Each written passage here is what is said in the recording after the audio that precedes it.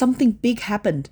Several local steel mills have gone bankrupt. It was so sudden. Just a few days ago, they were still in production. I even delivered oxide scale there. I saw the rolling mill lines running full steam. Everything seemed fine. But within a few days, I heard the boss disappeared, the factory shut down, and the workers were sent home. For those steel rolling plants, even a single production line requires investment of millions. How could they just collapse like that? Business has become so tough lately. Over the past couple of years, especially in 2024, it's been like squeezing water from a rock. Profit margins are thinner than slices of lamb, and everyone seems to be struggling. You hardly hear about anyone doing well or making money anymore. The steel industry is about to undergo a major shakeup. A series of policies and actions are reshaping the landscape. The capacity replacement plan is currently under revision, and is bound to have a huge impact on the steel sector. So far, over 70 steel mills have shut down, and more than half of them are operating at a loss.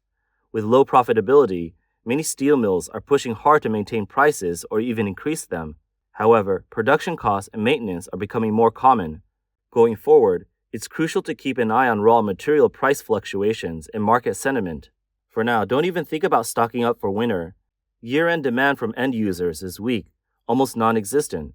Steel prices are in free fall. Even at 3,300 yuan per ton, it's not rock bottom yet. Steel traders, reduce your inventory to protect yourselves. Who knows what 2025 will bring? On December 24, 2024, industry insider Mr. Yuan revealed on social media that 75 steel companies in China have halted production. The main reason? Steel products are not selling, and the more they produce, the more they lose. Many factories simply have no choice but to stop production. Mr. Yuan from Tangshan, Hubei, a city known as a steel capital, shared his concerns on Douyin, the Chinese version of TikTok. He stated that many steel mills are struggling to stay afloat, with some even finding it difficult to pay their employees. Given the uncertain market outlook, he expressed worry for workers whose families depend on incomes from steel factories. Steel production has long been a key indicator of a nation's industrial strength. However, as China's economy continues to slow and demand for steel from the real estate sector plummets, steel prices have fallen sharply. This has forced many steel mills to declare bankruptcy. At the start of 2025, a wave of closures was reported, along with 32 mills announcing suspensions for maintenance. According to mysteel.net, Chinese steel mills have been releasing maintenance schedules one after the other. For example, on January 3rd, Shandong Ligang Yongfei Steel began maintenance work. Its Chihe base is completely shutting down production for January, halting 2 electric furnaces and 1 rebar production line. The suspension is expected to last until the end of the month, affecting a daily output of around 3,000 tons. At its Lingang facility, the company plans to reduce production, with blast furnaces taking turns for maintenance, cutting daily output by 8,000 tons until the end of January. The longest planned shutdown comes from Shandong Iron and Steel Group Rizhao, which intends to overhaul a blast furnace from February 15 to April 15. This is expected to impact daily output by approximately 10,000 tons.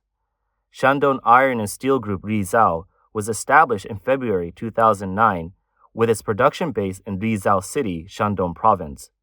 According to its Q3 2024 financial report, the company posted a total loss of 270 million yuan. In August 2024, the company's general manager, Chen Yunpeng, acknowledged during a meeting that the scale of losses continues to grow, leaving steel enterprises in a precarious position. The pressure on the steel industry has also exposed risks along its supply chain. Data from January to September 2024 shows significant losses for both steel mills and traders. The ongoing capacity reduction efforts have led to a sharp decline in the number of steel traders. This challenging situation is expected to persist in 2025. Industry insiders point to overcapacity as China's biggest issue. The production of crude steel and hot-rolled products far exceeds domestic demand, causing steel prices to plummet and profits being slashed. According to data from China's National Bureau of Statistics, crude steel production totaled 768 million tons in the first 3 quarters of 2024, a year-on-year decrease of 3.6%. Domestic steel consumption during the same period dropped by 6.2%. The consumption decline was particularly sharp in August by 13.5% and in September by 11%. This decrease is much steeper compared to the 5% drop in 2021, 3% in 2022 and 2023. Over these 3 years, domestic consumption fell by more than 100 million tons. The domestic crude steel consumption is predicted to fall below 900 million tons for 2024. A particularly notable collapse occurred with Jiangsu Dongchang Nickel, ranked 47th among China's top 500 private enterprises. The company was recently declared bankrupt and undergoing restructuring by the court, involving more than 2,000 creditors and over 80 billion yuan in debt. Among its creditors and prominent state-owned enterprises like Shangyu and Zhongtuo. Once a steel giant with assets exceeding 100 billion yuan, Dongchang Nickel faced a funding crisis after rapid expansion, ultimately leading to its bankruptcy. News of Dongchang Nickel's bankruptcy and restructuring, which includes 27 subsidiary companies, has sent shockwaves through the industry. According to reports from Southern Weekly and other media, the court has been handling its restructuring process since July 2024. Dongchang Nickel was founded by Dai Guofeng, known as the king of private steel. At its peak, the company became the world's second-largest stainless steel supplier after Tsingshan Group. Dongchang had production facilities in Jiangsu Province, located in Shangshui County, Liyang County, Jiawang District, Dainan County, as well as overseas projects in Indonesia. The 28 companies undergoing restructuring are located in Shangshui, Jiawang, and Dainan. Notably, 3 project companies tied to the Liyang operation are not on the restructuring list. Prior to this, Liyang state-owned assets quietly took over control of these companies. Currently, Liyang state-owned assets are embroiled in a debt dispute with a contractor for the project, Fuhuang Steel Structures.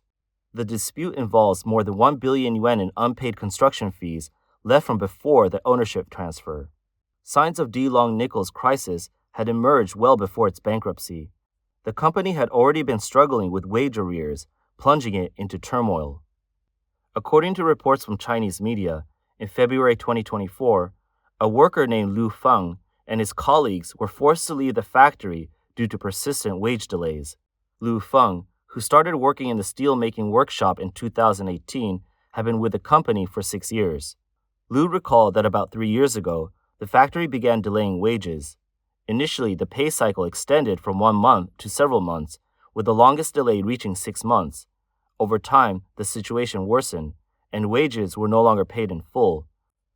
This system left Lu and his colleagues with unpaid portions of their salaries, with delays growing longer over time. Dongchang Nickel was known as China's second-largest stainless steel producer and recognized locally as an advanced enterprise. When he and his co-workers confronted management, they were met with indifference. Management reportedly responded, "Locals can get by on 800 yuan a month." For employees to receive their full wages, there was only one option: resign. Lu believes this was a tactic to force workers to leave voluntarily, saving the company on severance payouts. He said, "If you quit, they'll pay you everything they owe at once, but there's no compensation. For those of us who worked 6 years, proper severance would have been 7 months of wages." Last year was exceptionally difficult for China's steel industry. Layoffs swept across the sector, affecting both large and small enterprises and sparing no employees regardless of seniority. According to the latest data from China's National Bureau of Statistics, as of October 2024, the industry employed 1.8 million workers, down by 101,000 from the same period in 2023. In just 1 year, over 100,000 workers left the steel industry. China's steel demand relies heavily on the real estate and automotive industries. However, in 2024, both sectors faced downturns. The real estate market remained sluggish, and the auto industry experienced a decline, leading to weak steel demand and overcapacity. This dynamic has been a major factor behind the financial losses and bankruptcies of steel mills. Even steel mills that have managed to survive are resorting to emergency measures. Many have significantly reduced blast furnace operations to save on labor and maintenance costs. However, for workers whose incomes are the backbone of their households, this represents a devastating blow. Many fear their quality of life will regress. In December 2024, He Steel Group issued a pay cut directive, reducing employee salaries, pensions, and other benefits. The announcement quickly went viral.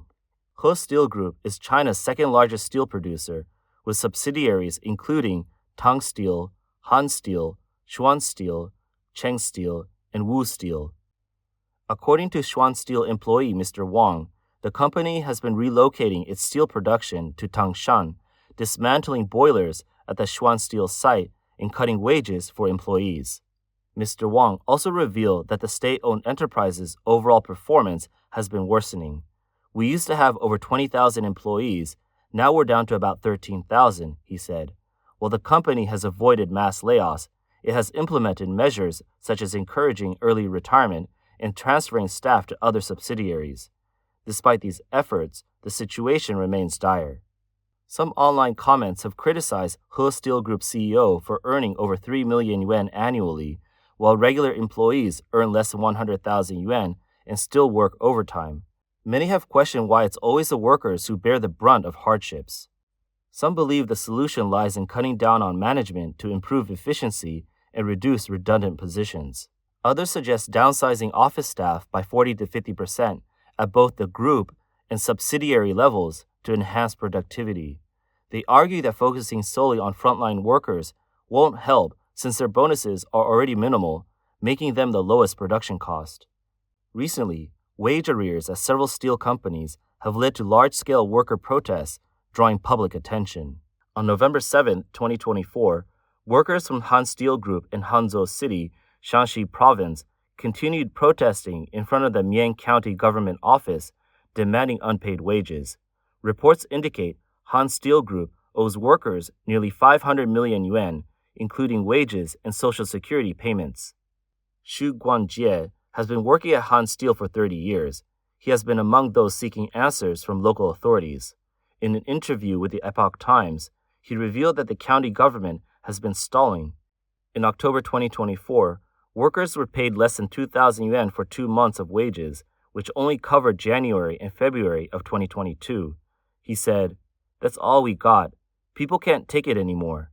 By the end of 2024, hundreds of workers gathered multiple times, holding banners and chanting slogans. At its peak, protests drew 300 to 400 people. Xu explained that workers pooled their own money to buy a loudspeaker and organized shifts to protest at the government office. Protesters, including many retirees whose pensions were unpaid due to the company's failure to remit Social Security contributions, chanted, "We need food, we need to survive." Workers disclosed that Han Steel employs over 3,400 people. Since January 2015, the company has withheld 370 million yuan in Social Security contributions. Additionally, it owes 33 million yuan in medical insurance payments since March 2022, 62 million yuan in wages, 3 million yuan in unemployment benefits, and has not repaid 10 years' worth of job security deposits. Xu said his own security deposit, mounting to over 100,000 yuan, was part of a disguised fundraising effort in 2015 when the company collected 110 million yuan from workers, promising a 12% annual interest rate. The company agreed to repay the principal and interest within 4 years after production resumed, but they've only paid back a small portion and then stopped altogether. Another worker's family member, Li Yan, shared that her husband has worked at Han Steel for over 20 years, but unpaid wages have strained their marriage. The couple often argues over finances as they struggle to support their elderly parents and son in college. Li had to move to Guangdong to work and supplement the household income. Li revealed that most Han Steel workers are in their 40s or 50s, making it difficult for them to find new jobs. They have children and elderly parents to support. How are we supposed to live? She also mentioned that her husband underwent eye surgery 2 years prior, costing over 10,000 yuan. She said, "The factory said they'd reimburse us, but in the end, they didn't. They haven't even paid our medical insurance. How can they reimburse us?" Workers claim that despite Han Steel's outward appearance as a major steel company, it's riddled with internal problems. The company has repeatedly cited losses as a reason for not addressing wage issues. However, workers believe company funds have been misappropriated. They allege that the current owner, who also owns businesses in Sichuan, transferred Han Steel's funds to Sichuan, leaving Han Steel in financial distress. The local government, wary of taking over the troubled company, has avoided intervention, prolonging the workers' plight. China's steel industry is grappling with widespread losses, with the winter of the sector eroding the survival space of steel enterprises. Industry experts predict this downturn will be longer and more severe, with 40 to 50% of steel companies expected to be eliminated by market competition in the coming years. In the past 2 decades, the steel industry has not experienced such challenging conditions. Economist David Huang recently pointed out that real estate has historically accounted for over 40% of steel consumption. The real estate sector's contraction, therefore, has directly crippled the steel industry. Infrastructure and real estate projects, which once drove rapid growth in the steel sector, have largely stalled, while government finances are under strain. Steel demand has plummeted. Huang explained that after 2 decades of infrastructure development, China has already built most of its necessary roads and housing. This has led to long-term overcapacity in the steel industry. China's steel industry crisis stems from deeper economic issues, particularly the dependency between local governments and state-owned enterprises. This relationship has its roots in the Mao Zedong era, during which numerous steel plants were established, primarily as state-owned enterprises, or central SOEs. In recent years, state-owned enterprises have increasingly acquired private companies, leading to a growing dominance of SOEs. This development has resulted in industries leveraging policy support to sustain themselves, creating a highly complex bureaucratic system. Huang also argues that China's economic and industrial structure are fundamentally flawed. First, GDP growth relies heavily on real estate and infrastructure projects. Second, government debt has been expanding continuously, with many infrastructure projects sustained through borrowing, a model that's unsustainable. Third, the steel industry operates predominantly under a state-run, planned economy model, which, according to Huang, is doomed to fail in a market-driven economy. He described the wave of steel plant bankruptcies as a symptom of the planned economy's collapse. Similar patterns have been seen in other industries, such as bike sharing and electric vehicles, where many companies have failed. For steel, this bankruptcy wave will result in massive worker layoffs and ripple effects on the financial system. Many steel companies are publicly listed, and their failures could destabilize China's stock market and increase bad debts in the banking sector. A veteran in China's financial industry, Xu Zhen, attributed the crisis to the authoritarian regime's lack of economic expertise. He warned of a spiral of deflation, mass unemployment, and widespread bankruptcies. This trend, he said, will likely affect all industries, with the speed of collapse varying across sectors. Starting with steel, 2025 may see a devastating blow to the Chinese Communist Party's Belt and Road economic ambitions.